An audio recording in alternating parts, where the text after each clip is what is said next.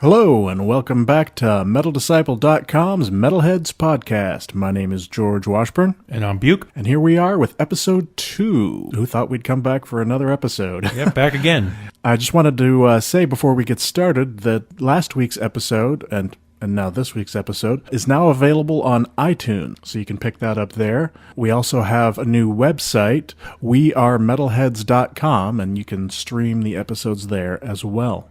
Make sure if you find us on iTunes to subscribe to the feed.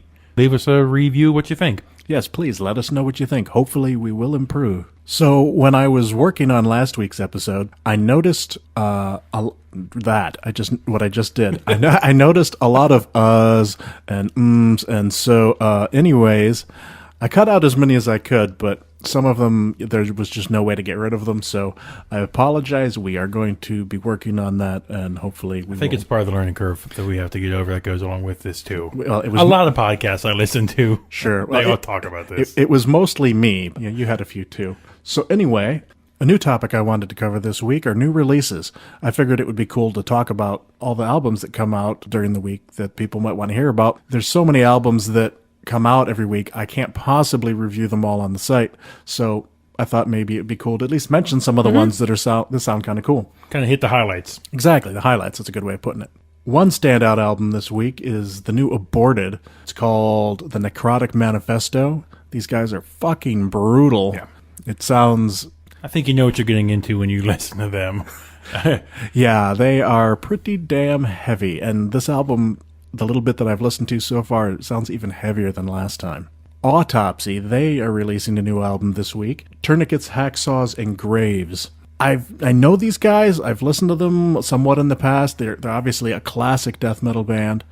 I listened to some of this album earlier last week, actually, and it sounded really good, so I'm pretty impressed with that. There's a new Death reissue this week of their Leprosy album.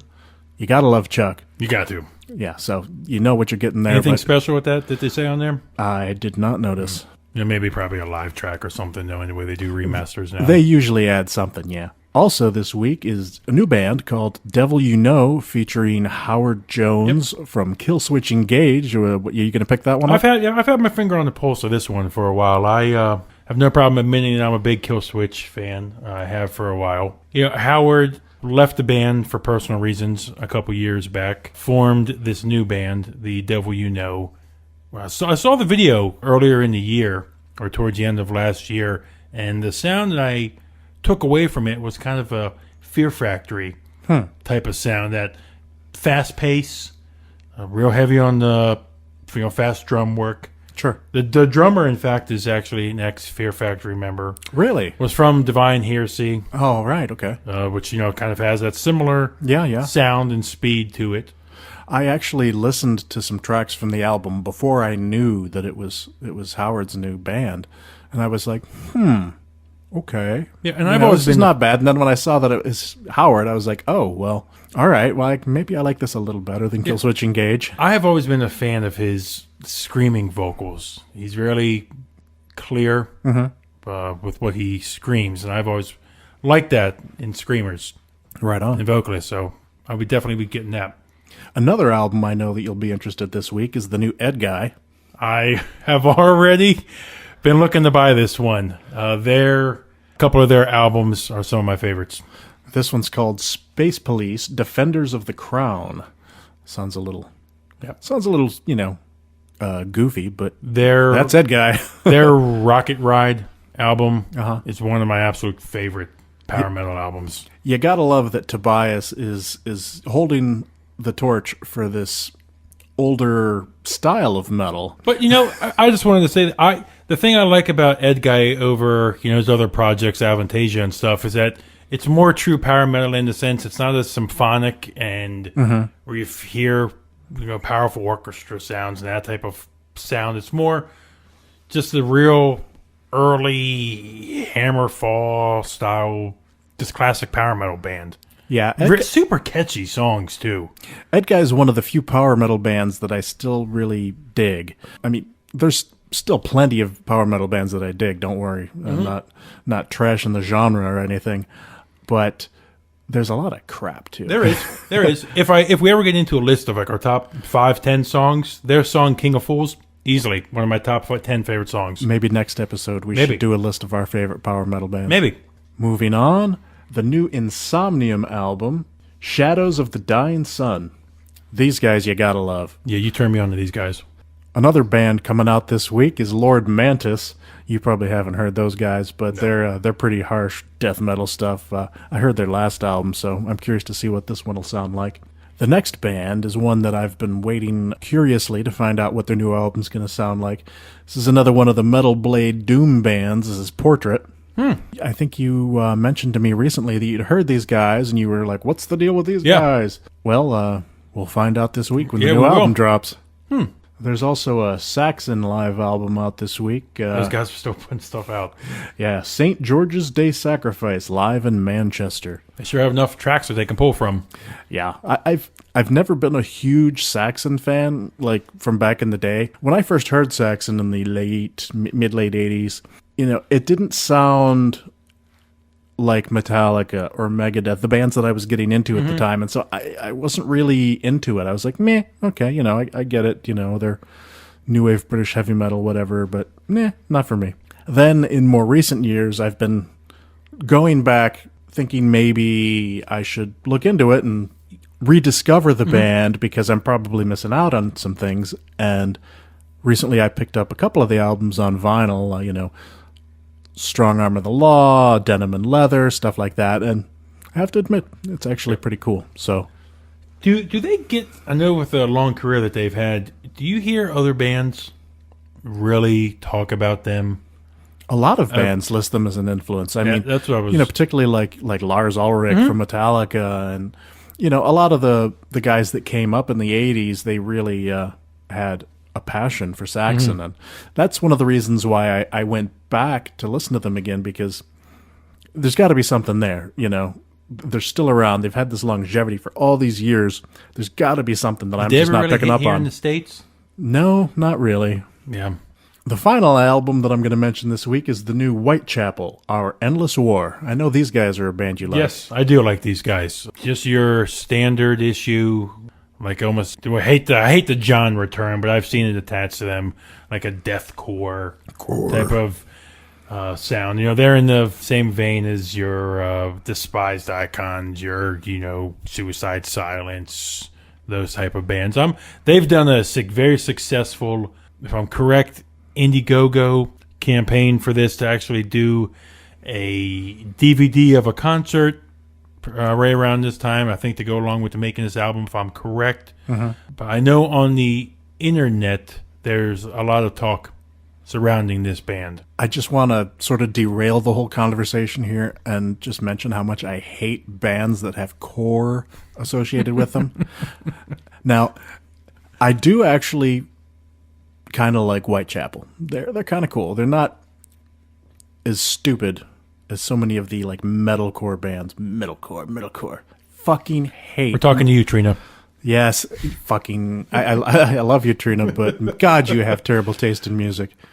Any of these bands, like the metalcore bands, they're like screaming, and then they sing, and then they sing so and they feminine. sing so pretty, and yes, it's like, and they're all skinny, pretty boys, who may have some tattoos, may look a little rough. I saw something the other day where somebody was saying how they only like real metal bands like Black Veil Brides. I almost swallowed my own tongue. I was like, what? And they're not even, I can't even call that metal. You put it, when I asked you what you thought of these bands, you put it to me in a great way, a couple months back. You put it in the sense that this is kind of the Hollywood kind of processed, almost kind of, formulated, kind of like carbon copy bands that I like to refer to it as Hot Topic metal.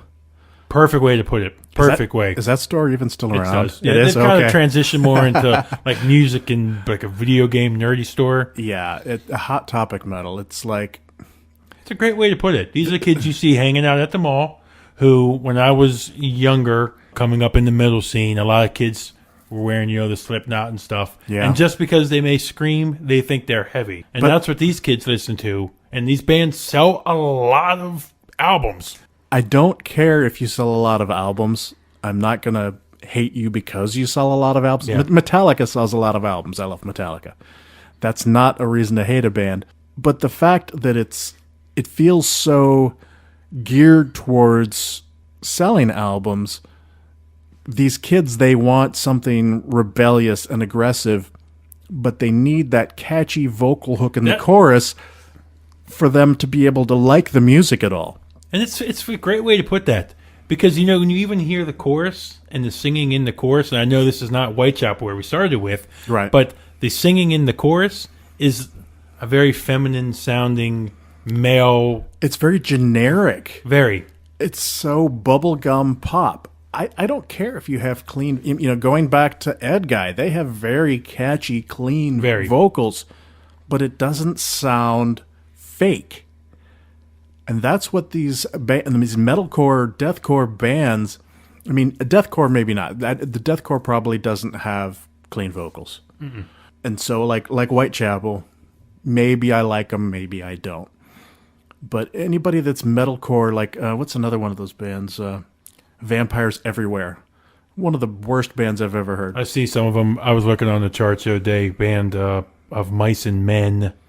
Yeah. One of the bands that sells a lot of records. I can't even think of their frickin'... I think they're an Australian band, if I'm correct. I can't even think of their name. I have a rule when it comes to band names. If you have 4 words in your band name, you're probably metalcore and you probably suck. Probably. There are, of course, exceptions to this, but it seems like most of the metalcore bands have 4 words in their name, and when I listen to them, I just don't like it. Mm-hmm. It just seems so fake and cheap. So not metal. Totally agree. I have a lot of not metal rants that I could go off on, like the fucking Deftones.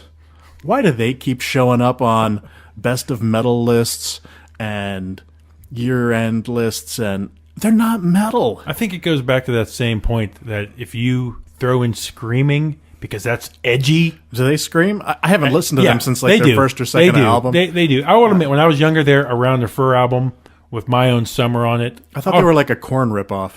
Back in the day, yeah, kind of around. That's enough similar. for me. I mean, yeah, whatever. But it's that edgy. That's I think what get kids.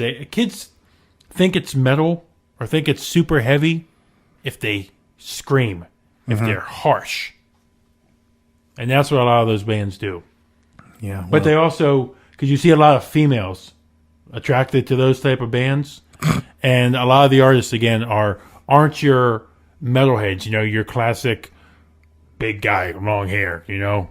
These are your skinny, maybe 120-pound, sopping wet band members who have pretty spiky hair, covered in tats. Yep.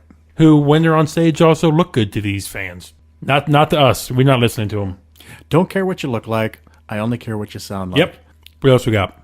Since we're on the topic of bitching about things, why don't we talk about the Golden Gods? Yes. This, oh boy. Revolver magazine. I read Revolver. I have a subscription. What do you think of them? Obviously, if you have a subscription, do you think that they have a place? I subscribe to all the metal magazines. Metal Hammer. All them. I have Metal Hammer, Decibel. I have Terrorizer, I have Decibel, and I have Revolver.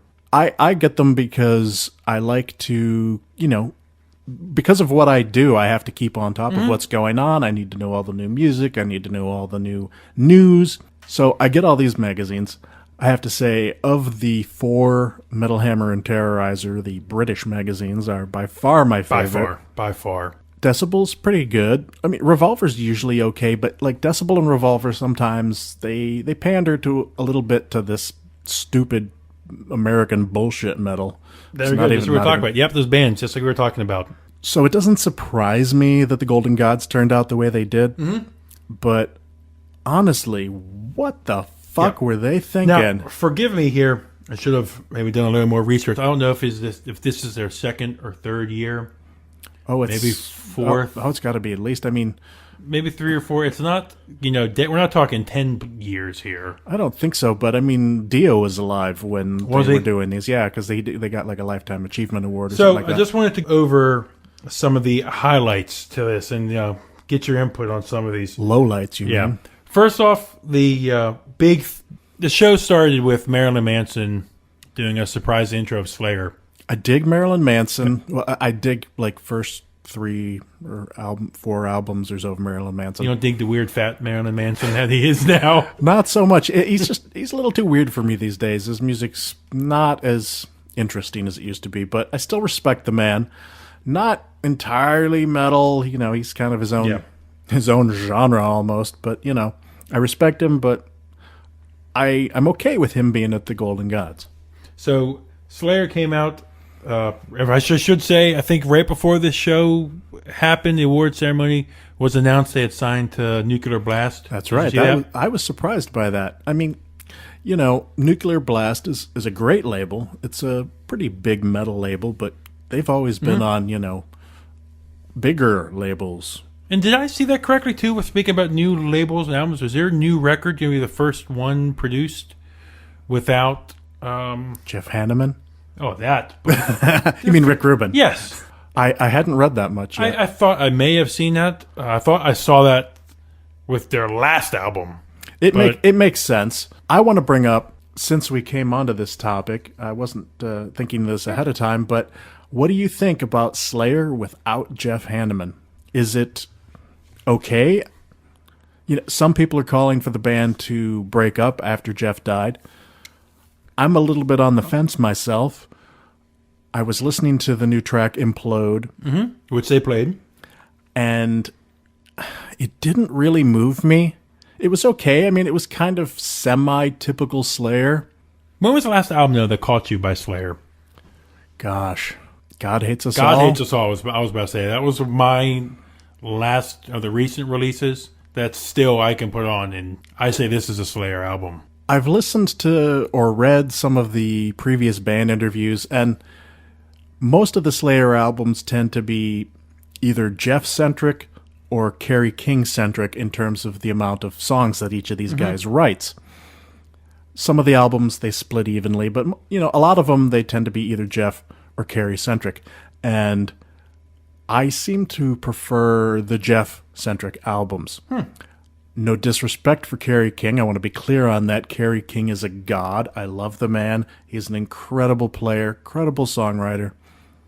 But in terms of Slayer albums, I think I tend to prefer the Jeff Hanneman stuff. I mean, come on. Jeff gave us Angel of Death, the greatest heavy metal song ever. Yep, it's an anthem. And I'm not opposed to the band continuing without Jeff. See, but the thing is, it's funny you bringing this topic up when we're talking about the Revolver, because I don't know if you saw the bands that played there, but Suicide Silence played. You know my opinion on that. Know, and that's why I wanted to mention that, because you asked me about Slayer here and what you thought about them without Jeff. It really depends on the band. Led Zeppelin, they could have continued without John Bonham, and I probably would have been okay with that. Metallica continued without Cliff Burton. Obviously, I was okay with that. Mitch dies, you're not okay with it. No, I mean, because Suicide Silence is one of those bands that has core attached. It's like your Whitechapels, yep. And I was never a big fan of the band until I went and saw them live. And the thing that converted me for Suicide Silence was Mitch. Oh, his stage presence was amazing. So incredible. He was amazing. He blew me away. He converted me on the spot. Nice guy when we talked to him, too. We met him afterwards. He was so he was nice. We took pictures with him. Yep. And he converted me. And from that day forward, I was going to be a Suicide Silence fan. Tragically, he died in that accident. And so, to me, that was the end of Suicide Silence. The guys that are in the band, I'm sure they're good. Obviously, they're good. And I'm not trying to knock them in any way. But the thing that was Suicide Silence to me was Mitch. But if you're one of those band members, are you just, I'm sorry, you're now out of work? No, of course not. But you could change the name of the band and do something different. Like, do those songs never get played again? They could play them live. That's fine. I'm not saying they shouldn't work or they shouldn't continue doing what they do. It just seems to me that Suicide Silence was a Mitch thing, and as such should have ended with Mitch. That's not always the case with bands. AC/DC, Bon Scott died. If they'd ended then, that would have been a real tragedy. Brian Johnson, incredible singer. I think the real tragedy here is, you know me, you know I'm an All Shall Perish fan. Yes. I have loved them. I've been waving their flag since I first heard them. To poach the singer from All Shall Perish is sort of I'm a upset. disservice to both Yes, bands. it is. I'm upset because I think this now will bring about maybe an end to All Shall Perish, because Suicide Silence is your hot topic. Going back to that band, they are the type of band that you see hung up in stores. You see kids wearing.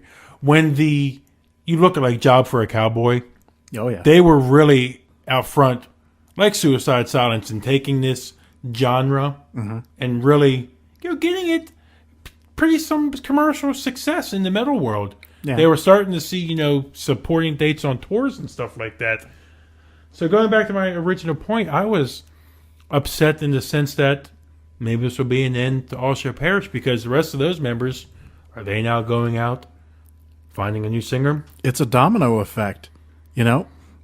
All Shall Perish lose their singer to go to Suicide Silence, who should have started a new band. So now Suicide Silence is, in my mind, tainted a little bit. And now All Shall Perish is damaged goods too, because they don't have their singer.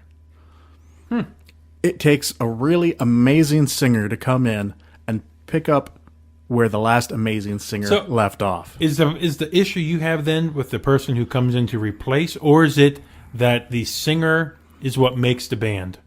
Or if whoever member is that band, if tragically something happens to them, do you carry on? Is that the problem you have? You know me, Opeth, my favorite band. Mike is Opeth. I'm pretty sentimental. So time will tell whether the All Shall Perish guy going to Suicide Silence will perhaps be a brilliant idea. But for the moment, that's the way I feel. Until he proves to be far superior, or at least as adequate as Mitch, that's the way I'm going to feel. Okay, if you're 3 or 4 albums into Anthrax and Joey passes away. Anthrax is a very interesting topic here, because Joey Belladonna left Anthrax and John Bush left Armored Saint. I'm a big Armored Saint fan. I am not a John Bush with Anthrax fan. Did not like any of the John Bush material. You've always said that. Not because I have anything against John Bush. He's a great singer. But it just was not Anthrax. The thing that made Anthrax Anthrax for me was Joey Belladonna. As soon as Joey came back to Anthrax and they released the latest album, I was back on board. It was 20 years disappeared, and I was a fanatical Anthrax fan again. I see where you're saying. So going back to the show itself, the awards. We did kind of get derailed from that, didn't we? But it was good because Suicide Silence did play at the show. It was marred by a bunch of technical difficulties, apparently. But they did play. So I wanted to get your opinion on some of these awards, and I just laughed looking at some of these. The Best Vocalist Award, I'm going to say this wrong, Josh Homme of Queens of the Stone Age. Oh my God. Like, when did they become metal?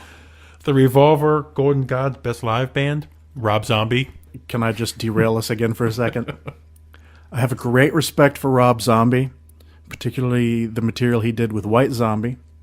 I enjoy his directing of movies. I liked his first 2 solo albums.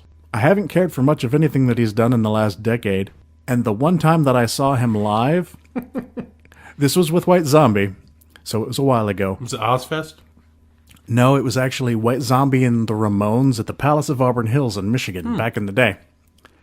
He sounded horrible. I couldn't stand it. To me, he was always like a Alice Cooper on stage, more kind of like the stage show. Well, yeah, but Alice sounds amazing. Alice sounds amazing. Alice Cooper is one of the greatest live shows I've ever seen or heard. Yeah. So, granted, I haven't listened to Rob Zombie in a long time. I mean, live. So maybe he's gotten better. But that was a surprise to me. So you would consider Revolver a metal magazine, right? They cover metal bands? Sure. Okay. The award for most devoted fans in metal. Okay, first of all, what the fuck is that award? In this digital age, maybe the ones who tweet the most or the ones who post the most Instagram pictures in their band shirts. I don't know. It's high school. It's a popularity contest. The most devoted fans, Avenged Sevenfold. Whatever. Best new talent, 12-Foot Ninja. Okay, don't even get me started on these guys. After I saw this, I had to go back and listen to another song by these guys just to be sure I knew what I was talking about. Not metal at all. And they keep playing them on Liquid Metal. Jose, what the fuck? I can't stand him, personally. I like Jose. I think he's kind of cool, but I don't understand some of the bands that he puts on there. He's all like 12-Foot Ninja, and I'm like, wait, did I hit the wrong channel? What is this? This is not metal. They sound like great musicians. Yeah. Not my thing. Metal. Not metal. Just like how Deftones is coming up on Liquid Metal. I really think we need to add a section to this podcast called Not Metal. This is your Not Metal Band of the Week. I'm going to skip over this next award because that's the real point I wanted to bring this up. The Paul Gray Best Bassist Award. I didn't see that one. Goes to Chris Cale, Five Finger Death Punch. Okay, Five Finger... I've liked them in the past. I actually have to admit I haven't heard their latest double release, so I can't really make too much of an opinion on that. Obviously not one of the more extreme metal bands, but it definitely a more commercial sounding, appealing band. But still, okay, I can deal with that. The best film and DVD was Pierce the Veil. Okay, prepare for me to go off. First of all, who the fuck are Pierce the Veil? Don't ask Who's me. that chick that sings for them? Award winners. It sounded like a girl to me. And correct me if I'm wrong, but didn't Metallica release a film last year? Yep, we went out and saw it. How is that not going to win? I thought Through the Never was amazing. Over some band release. that's not even metal. Not metal. This was a full, multi-million-dollar full 3D theatrical release in theaters. And it blew both of us away. Yes. My wife even joined us. She loved it. We've since watched it 4 or 5 times at the house. Yep. We still love it. It's a great production. It's a great production. And to lose, were they even... I guess it's not a nominated kind of thing. It's fan voting. It's fan voting, yeah. What? Who are these people that are voting? Yeah. They're not even a metal band. In all of metal, again, the fans voted for Revolver of metal bands. The best metal drummer, according to Revolver fans and readers, Aaron Ilje of Avenged Sevenfold. Okay, How about your Genes? What's that? How about your Gene? Oh, Gene Hoglan? Yeah. Of course. These guys. Again, Avenged Sevenfold. Dave isn't even in the running. Avenged Sevenfold is a band that has converted me over the years. I know they're not true metal, but they do some cool stuff for a more commercial Hot Topic type band. I don't want to insult them in any way. I dig what they do. It's cool that somebody is bringing a heavier music to the masses. And this is a new drummer, is it not? Because Mike Portnoy was playing with them before. After their original guy, I think he died. Yeah, he died. Mike came in. Yeah, Mike came in, filled in for a while. When he left Dream Theater, he came in, filled in for them. I thought he may have stayed because the commercial success that Avenged Sevenfold sees. They didn't want him anymore. Yeah, they didn't want him. So he left. This guy comes in. So in a way, it's kind of cool that the new guy's getting some recognition, but come on. There are metal drummers, like you said, Gene, Nick Barker. I don't know if Nick's done anything in the last year, but Dave Lombardo. That's what I said. Anything, yeah. There are some drummers out there who just, you would think, seem hands down to win. So what's next? The most metal athlete. This one I don't have. Sorry, Song of the Year. Five Finger Death Punch, Lift Me Up. Never heard it. So Lift me up and turn me. Oh wait, that's Yes. The most metal athlete, Josh Barnett. This one I don't have a problem with. He's a mixed martial artist. He always wears a bolt thrower shirt. Who is he? He's a UFC fighter. No. Oh, he's not even a metal guy. Yeah, but this was the most metal athlete award. I saw that and I was like, what band's he? Only other metal athlete I know is Dan Boyle. Plays for, he's a defenseman for the Sharks. Right on. He's a metalhead. Cool. In fact, Brian Slagle's had him on his podcast. Brian Slagle. A couple times talking metal. The Dimebag Daryl for best guitarist. Say that again. I'm sorry. The Dimebag Daryl for award for best guitarist. and Sinister Gates and Zachy Vengeance are your best guitarists I know those names. from Avenged Sevenfold. Of course they are. Yeah. So it's not really the Golden Gods Awards, it's the Avenged Sevenfold It's the and Hot Five Finger Death Punch Awards. And all of these are sponsored by Hot Topic. Of course. Your album of the year, Black Sabbath 13. Finally, some Finally. metal. But hold on, that's where we're going to get to. And your Golden God Award goes to Joan Jett. That one is a tough one to talk about. I've been a Joan Jett fan for decades. I love what she does, and especially what she's done. But come on, not metal. Hello. And I don't listen to her, so I never really listen to her, so I don't have a say on her. I know where you're going. And your Ronnie James Dio Lifetime Achievement Award, Axl Rose. What? Yeah. But the thing that I wanted to really... You have something to say about Axl Rose getting a Lifetime Achievement Award? You gotta respect Axl for his 2-3 albums worth of output in You look at the title, 80s this is a and early lifetime 90s. achievement. Has he had a lifetime of really still achieving? Not a lot. I mean, I didn't care for Chinese Democracy. I saw it on vinyl the other day. I passed it up Yeah. quickly. It's cool to recognize him, but there's a lot of other people that could have gotten that award that are perhaps a little more deserving. So when you heard Black Sabbath 13 last year, instantly you gave it to your album of the year. Oh, yeah. Right Totally. away. It hooked me right away.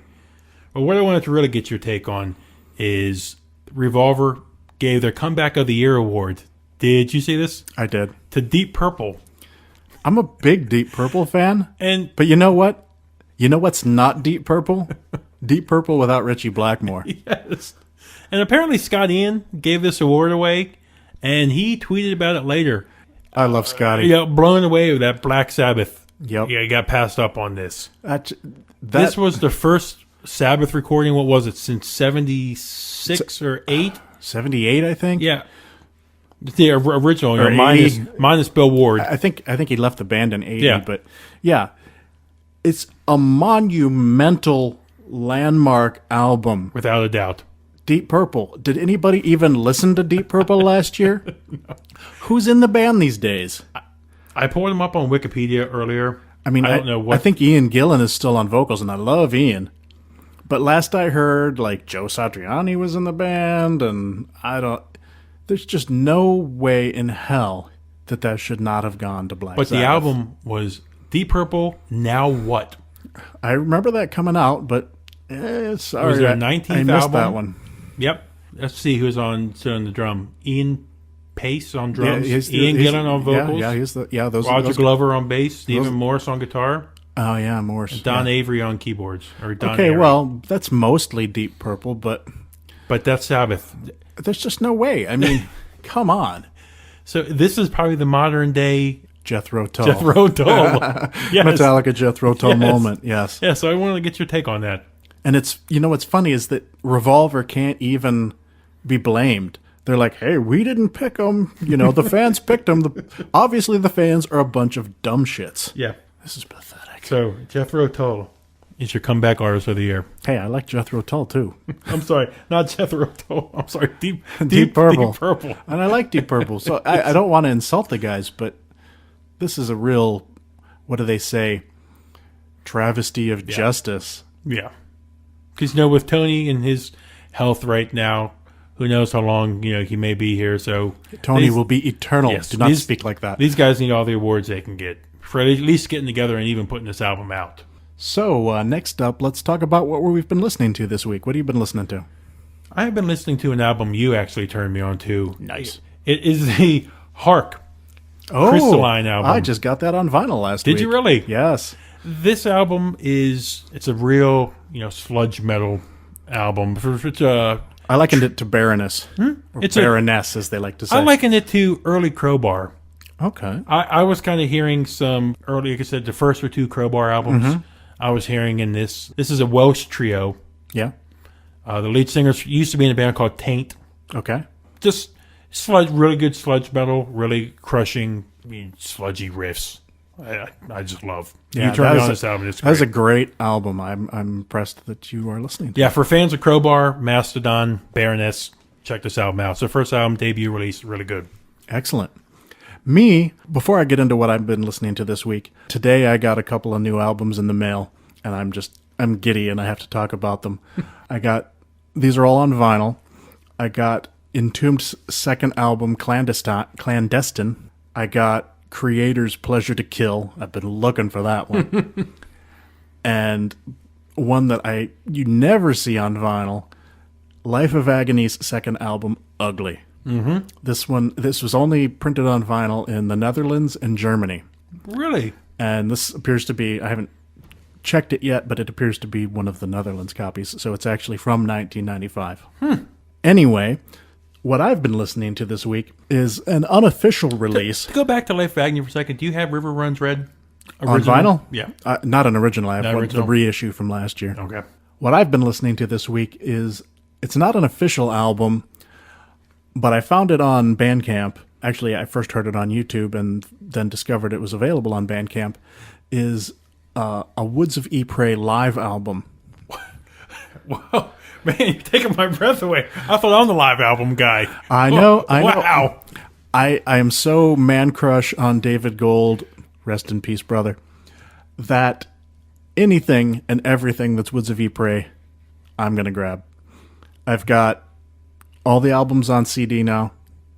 I've got 3, 4, and 5 on vinyl. Last week I pre-ordered Woods 2 on vinyl, and I don't know what made me think of it, but I went on YouTube just looking for, I wonder if there's any like live concerts that... Was it that you said that you had actually ordered doubles of something? Is that maybe why you were looking again? Remember you told me that you had doubles?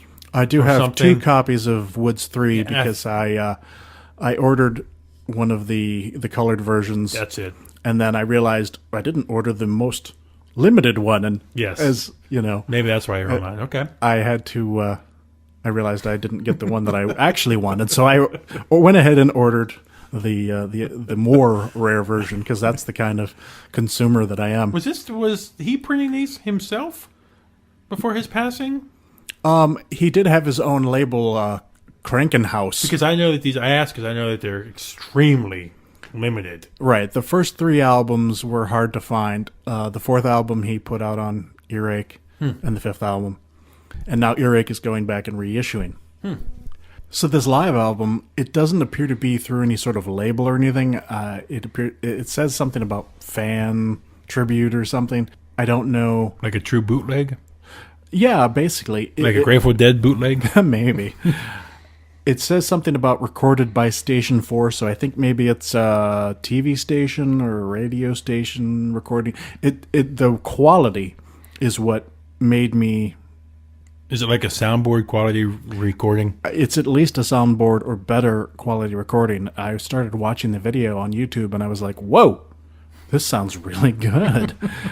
There's a lot of, cell phone footage and things like that on YouTube, and it just sounds horrible. Yeah. But this actually sounds really good. So I had to get a copy of it, and I've been just listening the shit out of it because I love me some Woods of Ypres. Have I mentioned that before?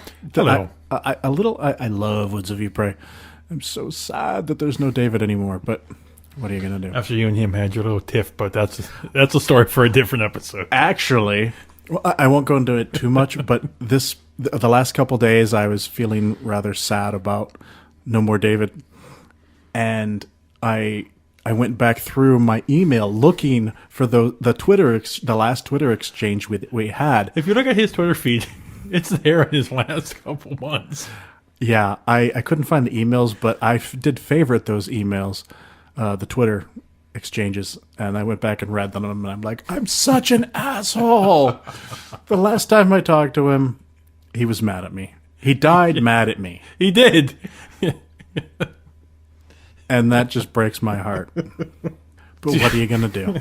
Some things you can't take back. Yeah. Fucking... What the hell was the name of that bit? Junius? Yeah. Fucking Junius. Fucking Junius. Sounds like Coldplay singing metal tunes out of tune. And you'd send another tweet out right now if you could. Yeah. So, last week we talked about Record Store Day. Yep. We talked about how you got a turntable Yes. in your first vinyl. Yes. It's been a little over a week now. How is vinyl treating you? So I went home that day, installed it, sat down. First album I played was the Rainbow live album. Yeah. And, I have nice speakers. I have nice Martin Logan speakers. I have nice electrostatic speakers. Probably sounds a lot better than mine. I go home, I put on the Rainbow live, and you always had told me it's a warm, full sound. So I was expecting nice, Yeah. but I wasn't expecting what I got. Totally. It sounds, I know I always say this about live albums, that they capture the concert itself. Sure. But it never captures really the sound of it. It's hard to describe right now, but listening to that vinyl record, my first one really in my lifetime, captured. The sound is so full that it instantly hooked me. Yeah.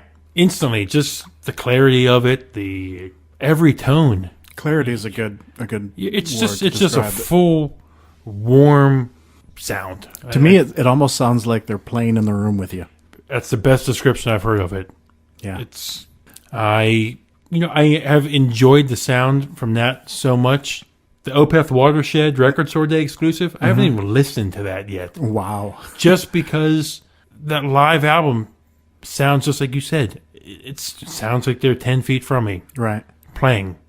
So is it safe to say that you are a fan of vinyl Yes. now? That's why I have gone out and procured a couple more vinyl Right records. on. What'd you get? I recently got Deep Purple live in Japan. Deep Purple. Yeah, comeback album of the year.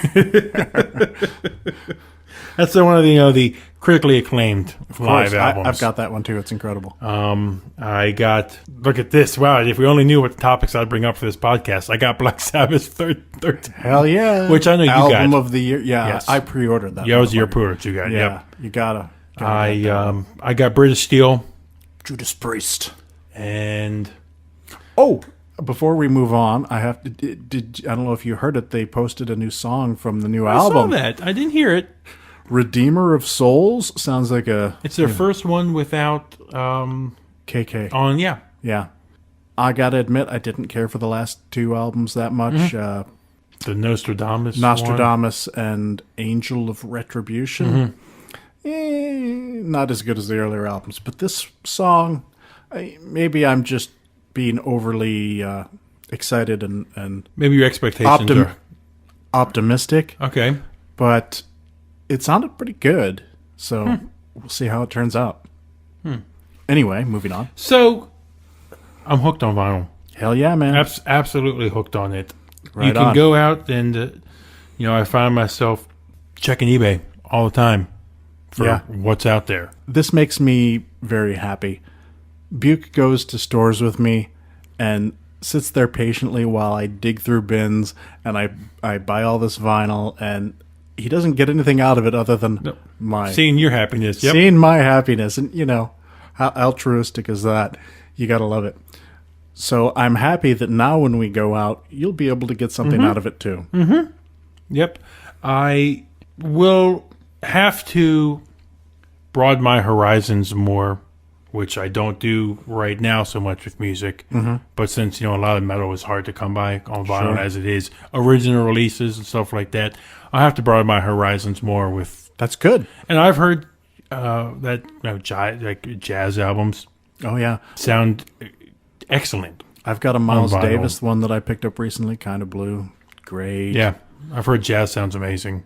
So I'm hooked on vinyl. I can't thank you enough for turning me onto it. You're welcome.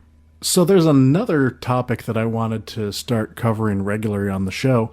I thought it would be cool to talk about a favorite album that we have by a particular band. Great. Classic bands, what have you. And the one that I chose for this week is such a huge band with such a catalog, I decided to go with our top 3 albums by this band. And once you sent me for me to start pulling my answer for this question, I really got excited because since your knowledge is decades longer than mine, Mine's longer than yours. We have it on record. Yes. You have so much more to pull from. Yes. I like getting your input because I think I'm going to surprise you. And I think I may too. I think my number one is really going to surprise you. But I think it's not going to surprise you once I say it because you know I was driving in the car and listening to so much music. When you know, I think my vocal stylings I like in singing and stuff, I think it might not. So you want to go first? Or you want me to go first? I'll go first. Yeah, you want to go first? Go ahead. Well, I mean, feel free. I will go first. All right. How about that? Fair enough. My number 3, I put down Peace of Mind. Hell yeah, that's one of mine.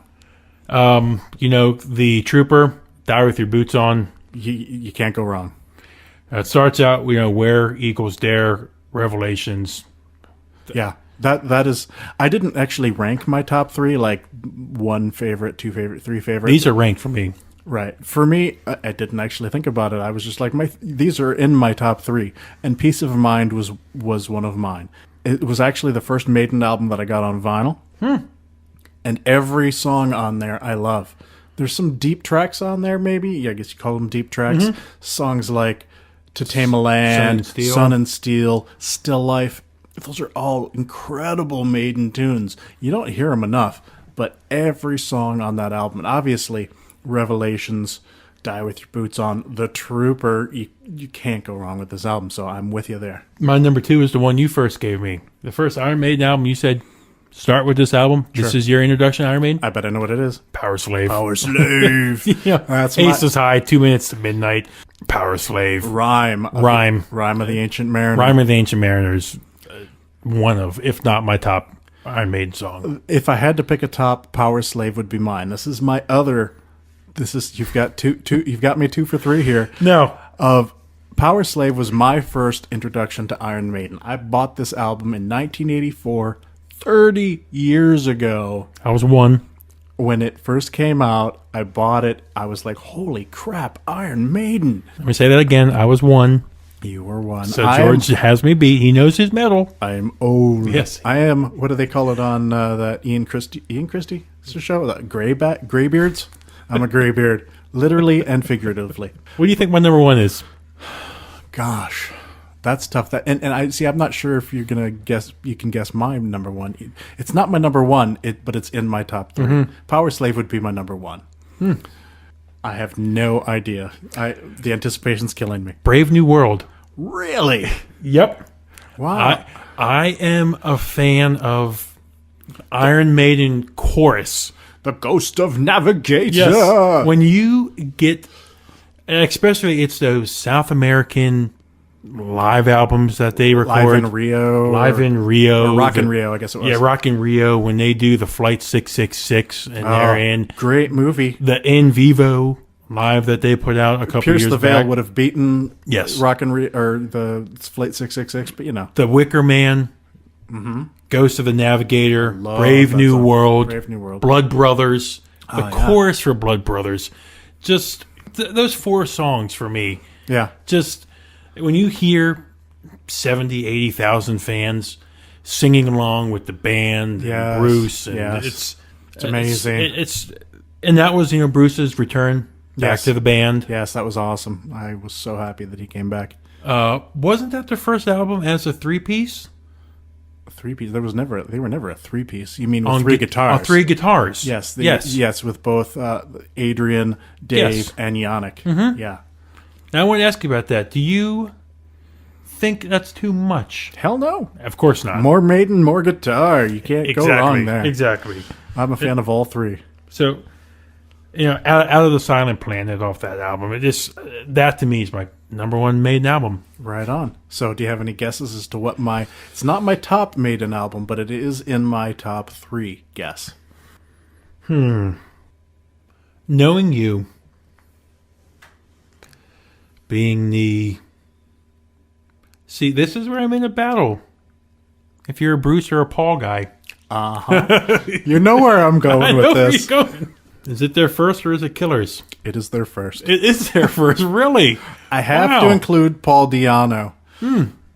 I'm such a fan of Bruce Dickinson. I mean, he makes the band for me. But you can't ignore Paul Di'Anno. And Yeah, it's kind of a toss-up between the first album and Killers. But for me, the first album, it's got Running Free, which Killer song. I love that song. And you cannot beat Phantom of the Opera. Epic song. Is there not a Maiden song in any album that you can just like you said, Running Free, instantly you get the chorus in your head? Yes, you get the song in your head. I'm running free. Yes. Do we have to pay for that for me singing that? Probably not. But every Maiden song is like that. And then, it's got Charlotte the Harlot, cool song, but the live staple song, the title song from the title album from the band Iron Maiden. They close out every show with that song. It's cool. I mean, it's like the Manowar doing the song Manowar in their shows. It defines the band.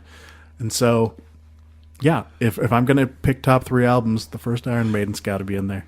The reason I didn't pick the first 2 Maiden for me is I guess that's not the Maiden that Bruce right turned Maiden into. Sure. The singing styles on those two are vastly different. Bruce, brings that Dio style operatic, vocal stylings out there that... Sure. I mean, off the top of my head here, top 3 metal vocalists all time. For me, Dio, Dickinson, Halford. Mm-hmm. You can't go wrong there. Yeah. So, I guess I didn't go with those first 2 because while there's great songs on both of them, that's not the Maiden that I'm... Sure. I mean, that's why I decided to go with 3 for them, because there's so many albums, and I wanted to include Paul. Mm-hmm. If I had to only choose one, it would obviously be Power Slave. Would you ever start somebody with those first 2 Maiden albums? No. I mean, no. You got to go with Bruce. Yeah. I love Bruce. Everybody loves Bruce. Bruce is the way to start. But you cannot forget Paul Di'Anno. He is the man. He started with Maiden. Check him out. Yes. So, in the news lately, we've been hearing about a new release from a particular band that I know you care for. A little band called Opeth. Yes. What are you thinking about this new release that is coming out here in another month and change? They've already titled it Pale Communion. Pale Communion, yes. I say there to gather my thoughts because I want to be accurate with this, is that I'm an Opeth fan, number 1, more than any other band. I love anything that Opeth puts out. Sure. I think they are slowly changing the metal fans that have followed them. Evolving. Exactly. I think you look back to the reception with Damnation, and you and I were both on Record Store Day listening to the Metal Sucks podcast. Yeah. When Michael. When they interviewed Michael, and he came right out and said, again, another album, no growling vocals. And the metal fans were sad. Yeah, they were. This is now the 3rd album in a row where they have moved on. I just got Heritage on vinyl the other day, and I was playing it, and it's cool. It's great. I remember I'm not too put out by the fact that he's not doing harsh vocals, and I'm really curious to see what the new album's going to sound like. I remember the last couple of times I've seen Opeth live. I think 14 or so times. Wow. The last couple of times Opeth came around, you didn't want to come see them with me. Not because I don't like them. It's just you've seen them. I've seen them a handful of times, and there was no reason to go see them. The last time we saw them, they toured with Ghost and Mastodon. Mm-hmm. And I remember you distinctly telling me after they played a lot of the Heritage album. Yeah. You turned to me and you said, that was heavy. Yeah. It's not like they're not heavy. It's just the vocals are not harsh. And Mike's got a great, clean voice. Mm-hmm. So honestly, if you're a fan of the band, I can't see why you'd complain. And, I'm glad you brought this up because, the Metal Sucks guys got to discuss this, but I really wanted to get your opinion. Is it fair for fans to be up in arms about this? Because this is, if you're at that T intersection, you have growling vocals on your left, clean vocals on your right. Opeth didn't try and maybe sit at that stop sign for a while to try and find the middle road. They went about as far right as you can go. Yeah, but let me tell you about another little band you may have heard of called Metallica. They have been dealing with people complaining about the things that they do on each successive new album for years. Like from the guy talking right now? I am guilty of... I don't judge them. During our times as best friends, I've heard you say fuck Metallica a couple times, though. Who likes Saint Anger? Come on. It was a horrible album. Horrendous. But they have since recovered from that. I thought Death Magnetic was great. Amazing. I didn't like Lulu, but I respect that it was something they had to do. From a creative standpoint, I respect that they wanted to play with this guy, and turns out they were the last people to play with this guy. I didn't care for it, but that's not because I don't like them. It's because I've never been a big fan of... You talking about Lou Reed? I've never been a big fan of Lou Reed. He talks more than he sings. He doesn't sing at all. He talks. So, whatever. I can't fault them for doing what they want to do. They've done everything else. They've played in Antarctica,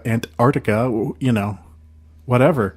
And the same thing with Opeth. Fans need to understand that Mike wants to play what Mike wants to play. It's never been about the fans. It's been about what Mike wants to play. And if it happens to be death metal vocals, then that's what you get. If it's not, then, either you like it or you don't. So deal with it. Do you still call them a heavy metal band?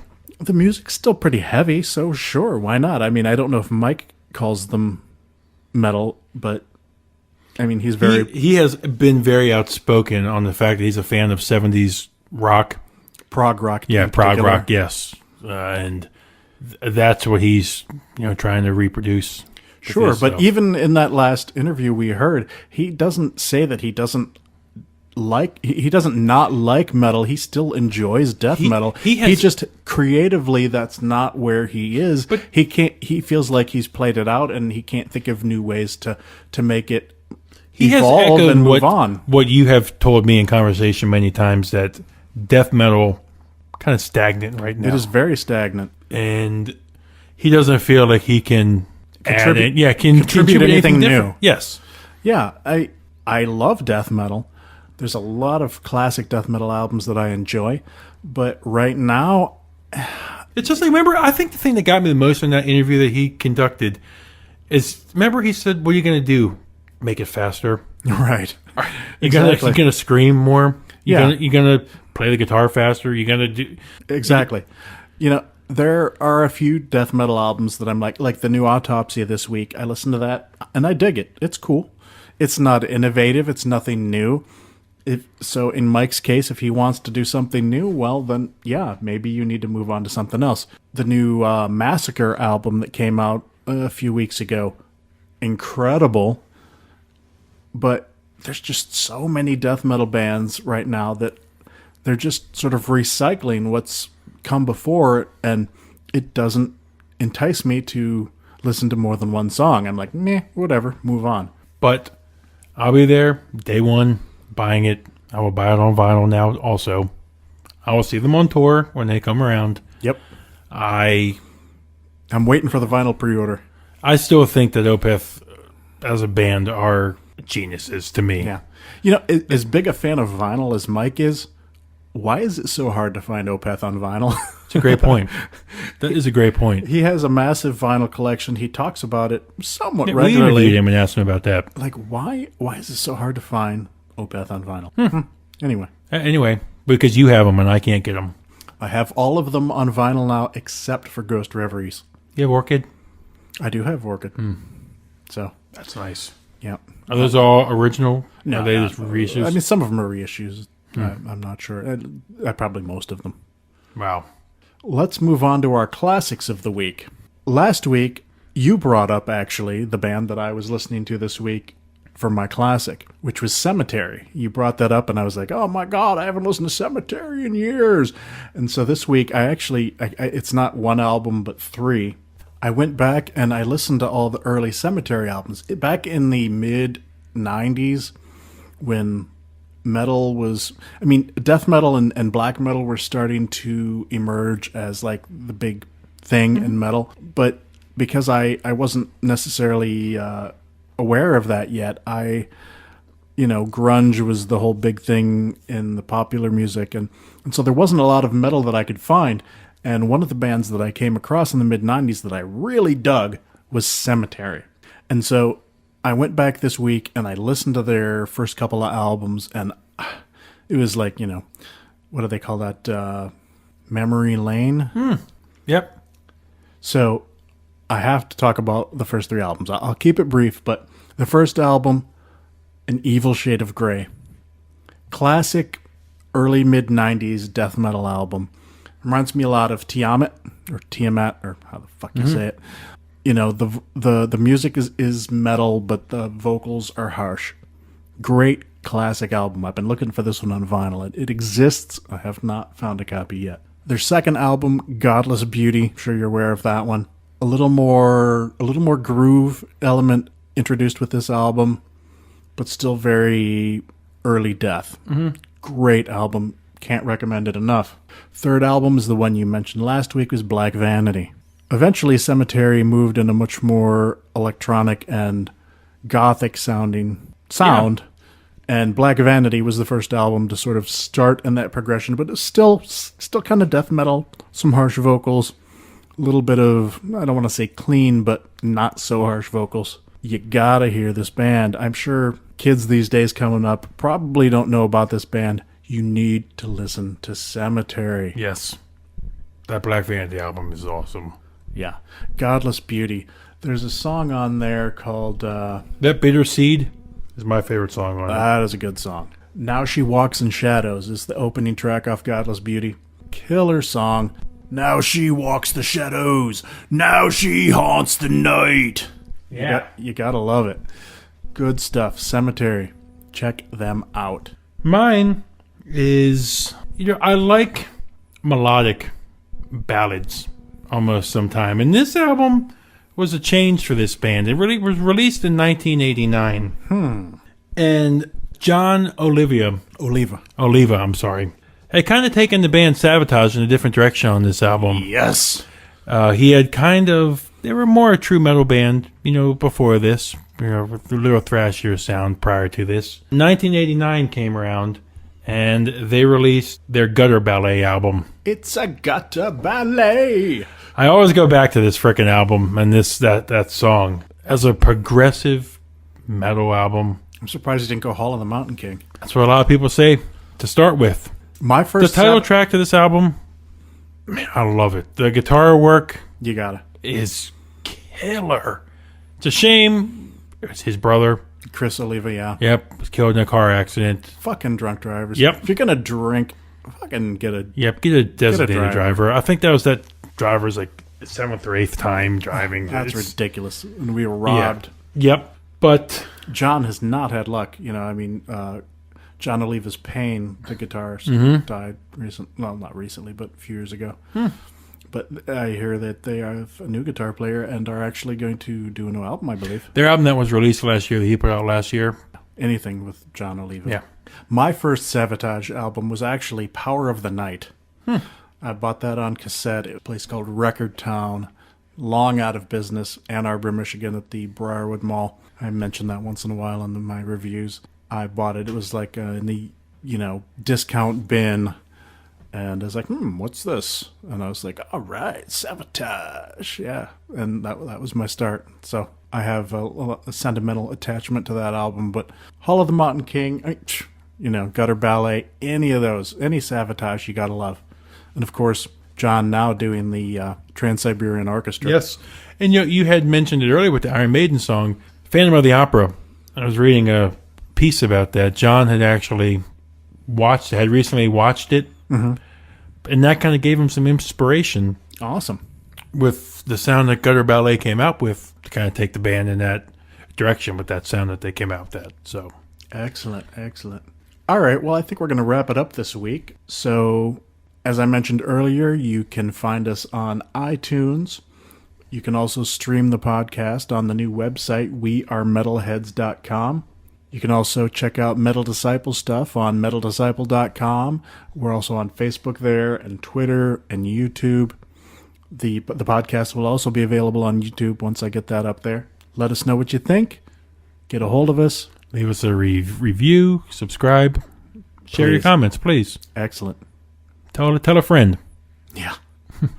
All right. Well, until next time, We really appreciate you. I'm George. And I'm Buke. Take it easy.